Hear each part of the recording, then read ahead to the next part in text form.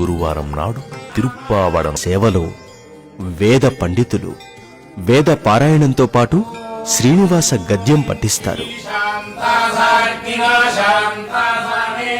శ్రీ వెంకటేశ్వర స్వామికి బంగారు వాకిలి వద్ద నుండి నేరుగా సమర్పించే అన్న నివేదన ఇది.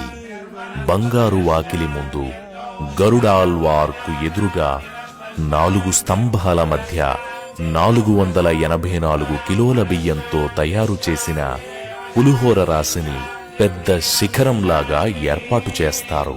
పులిహోర అన్నరాశిని కొన్ని భాగాలుగా తయారు చేసి పైభాగాన పెద్ద అన్నకూటాన్ని శిఖరంలాగా 8 దిక్కులా 8 శిఖరాలను ఏర్పాటు చేసి అన్నరాశిని నైవేద్యానికి సిద్ధం చేస్తారు.